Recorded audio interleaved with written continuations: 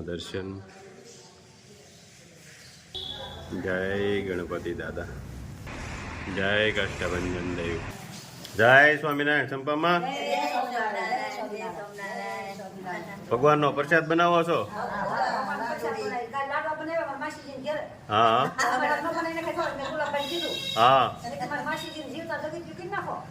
એવું કરી નાખ્યું. હા, સરસ સરસ. લ્યો ભગવાનનો પ્રસાદ.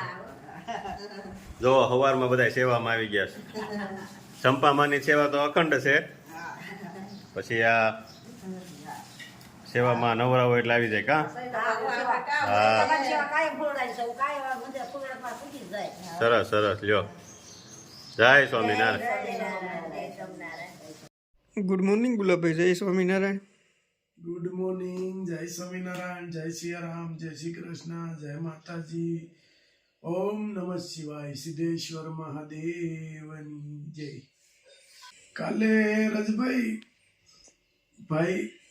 હાર્દિકભાઈ સાકરિયા 6 મહિના પહેલા આઈડી બની છે ભાઈની, એને આપને કમેન્ટ કરી હતી કે રાજભાઈ જ્યારે ગાયને બોલાવતા હતા ત્યારે એ ઉપર એને કમેન્ટ કરી છે કે એલા ખેડૂના દીકરા છો કે ખાડકી, તમને ગાયને બોલાવતા નથી આવડતું. ગાયને બોલાવતા તો અમને બહુ સરસ રીતે આવડે છે, અને ગાયને અમે બોલાવીએ છીએ તો અમને આવડતું હોય તો જ અમારી પાસે ગાયું દોડતી હોય ને, કે એમણે તો દોડતી ન હોય. એ સમજે છે ભાષા, એ ખેડૂતના દીકરાની ભાષા સમજે છે ગાય માતા. ભાઈને કહી તમારે લખવામાં ફેર પડે છે ભાઈ. તમને કદાચ ઇન કેસ બોલાવતા ગાયોને ન આવડતું હોય ને, એટલે તમને એવું માઇન્ડમાં એમ હોય કે ગાયને આમ ન બોલાવાય, આમ બોલાવાય. ના ભાઈ, બધાને કોઈ પણ માણસ હોય ગાયને ખાલી હાલે એમ કરે ને તે ગાયની પાછળ દોડે. પછી તમારા ગામમાં કે તમારામાં પરિવારમાં કઈ અલગ રીત આવતી હોય તો અમને ખ્યાલ નથી. બાકી અમારે તો અહીંયા સૌરાષ્ટ્રની અંદર કે અમારી કાઠિયાવાડની ભૂમિ છે, કાઠિયાવાડની અંદર તો અમારે આ રીતે જ ગાયો બોલાવે. એટલે મારા ખ્યાલ પ્રમાણે ઓલ ઇન્ડિયામાં આ જ રીતે બોલાવતા હોય. પણ તમારી પરિવારની ઠેરી કંઈ અલગ હોય તો મને ખબર નથી, તો અમને શીખવાડજો કઈ રીતે બોલાવાય એમ. તમારા પરિવારમાં કઈ રીતે બોલાવતા હોય અમને શીખવાડજો જરાક, તો અમને ખ્યાલ આવે કે આ રીતે હોતે બોલાવાય એમ. પણ નહીં, અમારી સૌરાષ્ટ્રની ગાયું છે ને કે કાઠિયાવાડની ગાયું, એને તો આ જ રીતે બોલાવાય એમ. અમે તો અહીંયા આ જ રીતે બોલાવીએ, અને કોઈ પણ માણસ આ રીતે બોલાવે એટલે ગાય દોડી દોડી આવે. એને પ્રેમની જરૂર છે. તમે લખી અને તમારું બુદ્ધિનું પ્રદર્શન કરો છો. અને બીજી કમેન્ટ ભાઈએ એવું કર્યું હતું કે રાજુભાઈની ઘેરે અવારનવાર, રાજુભાઈને અહીંયા અવારનવાર અમારે તો સંબંધ છે, મારા માછિયા છે, મારા માસીનું ઘર છે, રાજુભાઈ અહીંયા જમે તો એના માછીનું ઘર છે. બીજી કમેન્ટ ભાઈ એવી કરી હતી કે કોકની ઘેરે તો જમવાની મજા જ આવે ને. સાચી વાત છે, કોકની ઘેરે જમવાની મજા આવે, પણ અમારે તો ઘરનું ઘર છે, અમે કોકની ઘેરે તો ક્યાં જમવા જાય છે. પણ તમે જેના ચાહક છો ને એને પૂછો કે આમંત્રણ વિનાના પણ જમી આવે છે, બરાબર? એટલે તમે આ બધું લખવાનું છોડી દો, અને ભલે તમારા જે કઈ કોન્ટેક્ટ જેને તેની હારે હોય, અમને કોઈ તકલીફ નથી. અમે કોઈનું નામ લેવાય રાજી નથી. અમે ભલા અમારો બિઝનેસ ભલો અને અમારું સેવા કાર્ય ભલો. મૂળ તમે આવું બધું કમેન્ટમાં લખી અને ગાયને જે ચારો મળે છે ને એ ગાયના પેટ ઉપર તમે પાટું મારો છો. એટલે ગાયના પેટ ઉપર પાટું મારવાનું રહેવા દો. અહીંયા તમને એમ થાય કે મને કોઈ ભાવતું નથી, ઓળખતું નથી, પણ કુદરતના ચોપડે તમારા કર્મ બધા લખાય જ છે. એટલે કોઈ પણ મૂંગા પશુના પેટ ઉપર પાટું મારવું એ આપણે, મારા ખ્યાલ પ્રમાણે કે કોઈ પણ મનુષ્ય જીવમાં આ ક્યાંય શાસ્ત્રમાં લખ્યું નથી કે મનુષ્ય મૂંગા પશુના પેટ ઉપર પાટું મારી શકે. અને તમે ગમે એવું લખશો, અમારું કાર્ય સખત સેવા કાર્ય ચાલુ છે, ચાલુ રહેશે, કોઈ પણ એમાં અટકાવી નહીં શકે. એટલે આવું તમારી બુદ્ધિનું પ્રદર્શન કરવાનું તમે બંધ કરી દો. કારણ કે અમે જાણીએ છીએ કે કમેન્ટ ક્યાંથી આવે છે, ક્યાંથી કેવાથી થાય છે. પણ તમે ગમે એટલી નેગેટિવ કમેન્ટ કરશો, અમારામાં કોઈ ડિફરન્સ નહીં પડે. અમારો લક્ષ્ય એક જ છે કે મૂંગા પશુ ભૂખ્યો ન રહેવો જોઈએ અને કોઈ નિરાધાર વ્યક્તિ એ ભૂખ્યો ન રહેવો જોઈએ. ભગવાન અમારી પાસે એટલું જ કરાવે કે સેવા કરી અમારું સખત ચાલુ રખાવે એવી સ્વામિનારાયણ ભગવાનના શરણોમાં અમે રોજ પ્રાર્થના કરીએ છીએ, કરતા રહેશું. એટલે વેસ્ટની કોશિશ બંધ કરી દો. જે કોઈ આ ભાઈ હોય એ વર્તન એનું એટલું બધું ખરાબ છે કે એની વાત જ જવા દો. ત્યાંથી તમારા પરિવારના સંસ્કાર દેખાય છે. તમે તુકારા કરો છો, તમે ગેરશબ્દનો ઉપયોગ કરો છો, એટલે તમારા સંસ્કાર દેખાય છે ત્યાંથી. પણ અમારા માટે ઈજી છે તમને પકડવા, એ કોઈ મોટી વાત નથી. પણ અમારે એ વસ્તુ કરવાનો ટાઈમ નથી અને તમે ફ્રી છો. તમારા પરિવારે તમને સરસ સંસ્કાર આપ્યા છે. ગમે તેને તુકારા કરો છો, ગમે તેની હારે ગેરશબ્દ વાપરો છો, પણ કુદરતની જે દી લાકડી પડશે ને તેથી તમને કોક એવો માથાનો ભટકાઈ જાય ને કે તમારે બે કહેવાની ગાળો નહીં રહેવા દે. એટલે વેસ્ટની કોશિશ બંધ કરો અને ભગવાનનું ભજન કરો. જે કામ કરો છો, જે બિઝનેસ કરો છો એમાં રસ ધરાવો તો તમે આગળ ચોક્કસ નીકળશો. બાકી આવું કરશો તો ઉપરવાળો જોવે છે અને ઉપરવાળાની લાઠીમાં અવાજ નથી.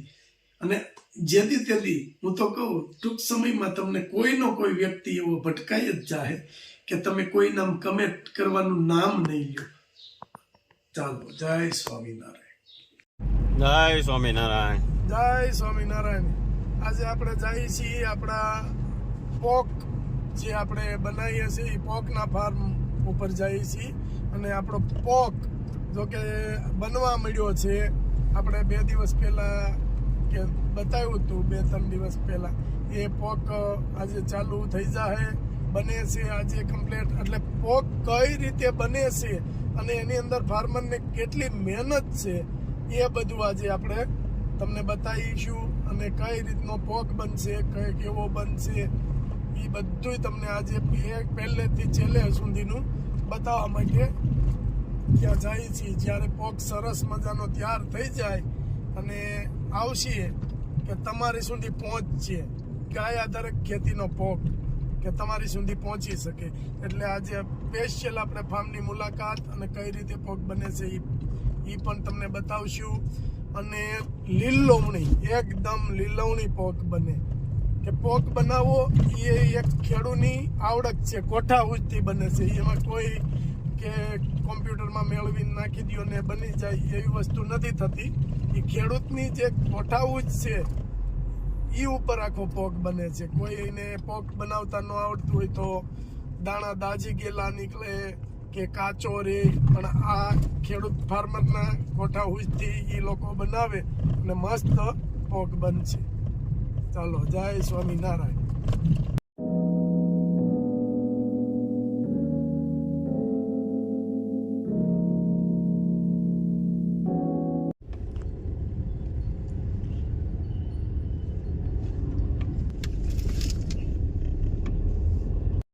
જો આ ગાય આધારિત ઘઉં પકવેલા અને આ જો જીવામૃત તૈયાર કરેલું છે. અને આવી રીતના પાણીમાં એને પાવાનું. આ ઘઉંમાં અત્યારે ચાલુ જ છે પાવાનું. જો આ ધોરિયામાં જીવામૃત એક ધારું ચાલુ રહે છે અને ઘઉંને મળતું રહે. આ ગાય આધારિત ખેતી.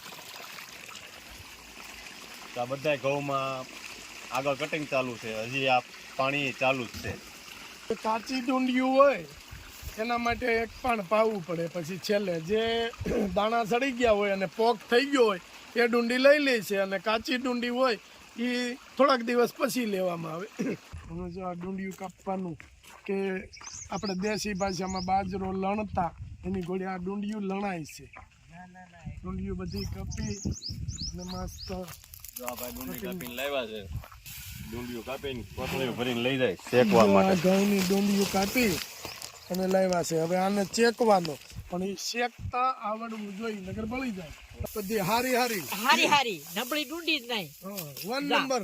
1 નંબર જાપ વાહ ભાઈ વાહ. જાપ. અરે વાહ. જો આ 1 નંબર કાપતું જવાનું. હા. અને કાચી ડુંડી કાઢી નાખવાની, પાકલ ડુંડી કાઢી નાખવાની. હા, અને જો આ ગીટિયા નહીં રહેવા દેવાના, એ રીતે કાપવાનો. સરસ. જાપ. ના ના, મસ્ત રીતે ડુંડી કપાય છે. હા અને કોથળીઓ ભરીને કોથળીઓ ભરી શેકવાનું કામ ચાલુ છે ત્યાં લઈ જાય. જાઓ. જોઈ લ્યો આ એટલી આમાં પોક બનાવવાની મહેનત કે આટલી ડુંડી વીણી આ કોથળી ભરીને હા. પાછું આમાં હાલવાનું હા અને ત્યાં પહોંચાડવાનું હા અને આ બપોરે કોથળી ભરાઈ રહી ખાલી બપોરે ખાલી કોથળી ભરાઈ ગઈ હં. કારણ કે વીણી વીણીને કાપવાની વીણી ને તો આ બધી કાપવાની નહીં હા. જો આ પગ ખરાબ થાય ઈ. આ કાચો છે એમ ને? કાચો છે અને બરાબર. પછી જો આ ડુંડી નહીં કાપવાની આ પાકલ પગ છે હં. એ નહીં કાપવાનો જોઈ જોઈને જોઈ જોઈને જો આ વીણી વીણી લેવાની. કાપવાની હં, હં. અને આખો દી ને 3 કોથળી ભરીએ વાહ ભાઈ વાહ 3 ભરીએ આખો દી સરસ ડુંડી કપાય છે હા જો આમાંથી આપણે ઘઉં નોખા પડીએ હા હા આનું ધ્યાન રાખવું પડે નકર આ લાળુ હાથમાં વાગે અને ઓલા ઘોડે ખેડૂના દીકરા હોય ને તો જ આ ખબર પડે ખબર પડે લગન નો પડે લગન ન લગન તો પડે. મારા બધા નો પડે લગન આમ આખો પડામાં આટો વાટ લીધો હા આખા પડામાં બધા આખા ચેરા રાત લડવાના હા. આખામાં વીણી લીધી ડુંડી એ બેન કેટલી મજૂરી આપે અટાણે તો તમને 400 આપીએ અમે 400 400 રૂપિયા આપીએ 3 થેલી ભરાય આખો દી જો સરસ સરસ હા પણ બધાને તો કામ અમારી મળે ને? મજૂરી એમ મળી જાય ને મળી જાય બસ એમ અમે એમ કે અમાર દાડીએ નો જવાય હા. અહીંયા અમારી મજૂરી મળી જાય મળી જાય બસ એમ જોઈ લ્યો આ કાચી ડુંડી છે એટલે આ રીતના દાણા થયા હોય હજી ત્યારે એને ચેકવા પડે જો આ કાચી ડુંડી કટિંગ થઈને આવી ગઈ છે અને હવે આ જો આ ભાઈ છે આપણે એ તગારે નાખતા જાય અને આ ભાઈ શેકતા જાય છે. જો આ રીતે નીચે ભઠ્ઠો કરવો પડે અને પછી આ ડુંડી ચેકાય છે પાસે એવો આપ રાજસ્થાન રાજસ્થાન રાજસ્થાન વાહ સરસ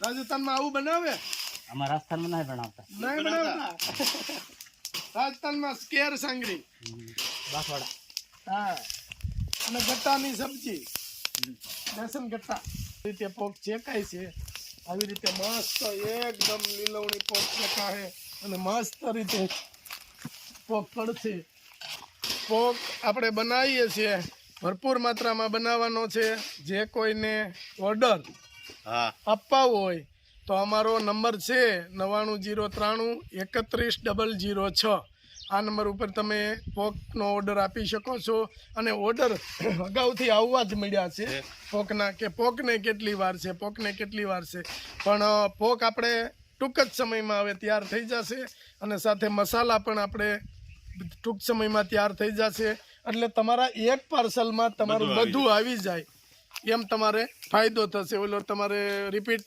પાર્સલ કરાવવું પડે પહેલાં પોક મગાવી લ્યો પછી મસાલા મગાવો તો મસાલા અને પોક જે કાંઈ પ્રોડક્ટ આવશે નવી એ બધી પ્રોડક્ટમાં તમારે ફાયદા માટે એક સાથે આપણે મેકશું એટલે એક સાથે તમારે એક જ પાર્સલમાં બધું આવી શકે પોક આવશે એટલે પોક બતાવી દેજો હા એટલે ઓર્ડર ચાલુ એક તરફ. હવે ઓર્ડર તો અત્યારે જ આવવા મળ્યા અત્યારે છે ફોન આવે છે પણ આપણે એમ કહીશું હજી પોક હજી કે બને શેકાય છે. છે પછી એને સુકાવા દેવો પડે સાંઈ પછી હુકવવો પડે અને એને કાઢવો પછી એને વીણવાનું બધું સાફ કરવાનું એટલે વાર લાગે એ થોડીક તમારા સુધી ક્લીન વસ્તુ પહોંચે પહોંચે. એવી અમારી મહેનત છે છે આગળ જો આપણે બાકી સુકાય છે એ બતાવી હા અને બાકી પોક તો ઘણી જગ્યાએ મળે છે પણ અડધા દાણા દાજેલા એવું કોઈ ઓલો ખરાબ હોય એવું નહીં ક્લીન પોક તમારા સુધી પહોંચે એટલી અમારી મહેનત અમે ચાલુ રાખી છીએ કે જેટલું બને એટલું ક્લીન વસ્તુ તમારા સુધી પહોંચવી જોઈએ જો પછી એને આવી રીતે માથે કપડું ઢાંકી અને સૂકવવી પડે ત્યાંથી શેકાઈને આવતી જાય અને અહીંયા સૂકવતું જવાનું અને આ રીતે ડુંડી બધી ચેકાઈ ગઈ છે હવે એને આપણે છૂટો પાડીએ કે ડુંડીની અંદરથી કેટલો કઈ રીતનો પોક બને જો આ લીલવણી એકદમ પોક હાથેથી ચોળ્યા હોય ને એટલે ઓલું થોડુંક કાળું દેખાય છે ને એકદમ લીલવણી છે એકદમ મસ્ત છે સ્વાદ જ કાંક અલગ આવે અલગ આવે પોક વસ્તુ છે 12 મહિને એક જ ફેરું મળે જો એકદમ લીલવણી છે અને આવી રીતના પછી આમાંથી બધું વીણવાનું અને આને સાંયે હુકવવાની હોય આ હાડીઓ માથે ઢાંકવી પડે તારે સાંયો રે અને નકર આ પોક જૂનો પોક હોય તોય વ્હાઈટ પોક થઈ ગયો કહેવાય જૂના પોકનો કલર ન રહે અને આને તમે સાંયે હુકાવો નહીં ને તો આ વ્હાઈટ થઈ જાય લીલવણી ન રહે એમાં જેવો સ્વાદ જોઈએ એવો ન આવે સ્વાદ ન આવે પછી લીલવણી ન રહે કોઈ પણ તમે બનાવવું હોય જાદરિયું અને બની જાય સુખડી. એવું લાગે. પાકલ ઘઉંની જે સુખડી આપણે બનાવીએ લોટની એવી સુખડી જેવો સ્વાદ થઈ જાય અને સુખડી જેવો કલર આવે. અને આમાં જાદરિયામાં એકદમ લીલવણી કલર આવે, લીલા પોકનો, અને સ્વાદ પોકનો જ આવે. તમારો વારો આવી ગયો ગુલાબભાઈ. હા, થોડીક મહેનત આપણે કરવી પડે ને. જો આ રીતે અને સખત હલાવતું રહેવું પડે અને શેકાતી રહેવી પડે ત્યારે આ ડુંડી શેકાય. અને જો આ દેતવા છે એમાં જો પગ મેકાઈ ગયો હા, એટલે સાંભો પડી જાય સીધો. સાંભો પડી જાય અને સંપલે બળી જાય. અને આ ભાઈ બિચારાને પગમાં જો કેવા સાંભા સાલા પડ્યા છે. બાજુમાં ઊભા રહેવી તોય એટલું પેન્ટ ગરમ થયું ચોંટાઈ ગયું, એટલું ગરમ થયા. આ રીતે એને કાઢતી જાય છે.